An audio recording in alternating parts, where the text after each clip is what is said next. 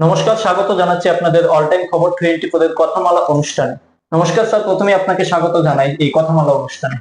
আপনার কল্যাণপুর আপনার দৃষ্টিতে বর্তমানে কেমন আছে? আমার দৃষ্টিতে কল্যাণপুর, এটা আমি তো ঠিক আছে বলবো, সেটা স্বাভাবিক, কিন্তু মানুষই বলে, জনগণই বলে কল্যাণপুর অনেকটা শান্তি, সম্প্রীতি, উন্নয়নের, প্রগতির যে জিনিসটা আজকে দেখতে পাচ্ছে। বর্তমানে রাজ্যের বহু জায়গায় রাস্তাঘাটের অবস্থা একটা খারাপ, কিন্তু সেই জায়গায় আপনার বিধানসভাতেও কিছু কিছু রাস্তা এরকম রয়েছে। এই বলুন না, বিষয়টা নিয়ে কি ব্যবস্থা? আপনি বলুন না কোন জায়গায় খারাপ। দেখা যাচ্ছে বিরোধীরা তার না, ক্ষেত্রে হ্যাঁ, এই হচ্ছে আসলে ওদের চরিত্রই ওই জায়গায়, ওদের চরিত্রটাই ওই জায়গায়, কমিউনিস্ট পার্টি পর্যন্ত এসেছে খুব খারাপ, যারা সত্যটা অস্বীকার করার নেই। ওই জায়গায় ওই রাস্তা কেন খারাপ হচ্ছে, বারবার কেন্দ্রীয় টিম সেখানটা আসছে এবং কথা বলছে। স্বাস্থ্য ও শিক্ষা ক্ষেত্রে আপনার এলাকা কিরকম রয়েছে?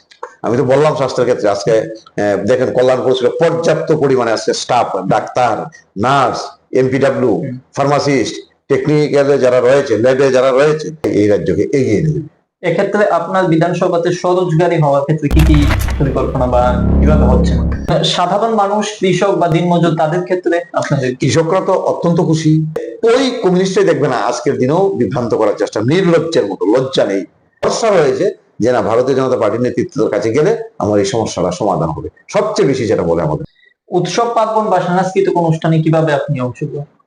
আজকে বাড়ি বাড়ি জলের ব্যবস্থা দক্ষিণ দিনাজপুরে করা হয়েছে। ব্যক্তিগত জীবনের সবচেয়ে অনুপ্রেরণা কি? অবসর সময় কিভাবে কাটান?